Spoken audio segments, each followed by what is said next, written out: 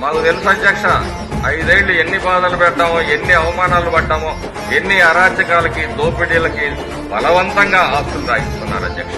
వీటన్నిటికీ న్యాయం ఎలా చేయాలి? ఎన్నో ఎమోషన్స్ ఉన్నాయి, గుండెలు రగిలిపోతా ఉన్నాయి. అధ్యక్షుడు ఒక మాటకి కట్టుబడి ఈ రోజు కార్యకర్తల్ని కంట్రోల్ చేయడానికి వాళ్ళని తిడుతూ వాళ్ళతో నేను తిట్టించుకుంటూ మా కష్టాల పయ్యోడికి తెలుసు అధ్యక్ష. ఒక్క అవకాశం మాకు కానీ ఇచ్చున్నట్టయితే ఈ రోజు కొడలు కొట్టే పరిస్థితి ఉండదు అధ్యక్ష. జగన్మోహన్ రెడ్డి అనుకోకి రాష్ట్రం వదిలిపెట్టి పారిపోయి ఉండేవాళ్ళు. దాన్ని చంద్రబాబు నాయుడు గారి మంచితనాన్ని మరి దూరాలోచనని గ్రహించకుండా ఈ రోజు కూడా వచ్చి కొడలు కొడుతున్నారు అధ్యక్ష.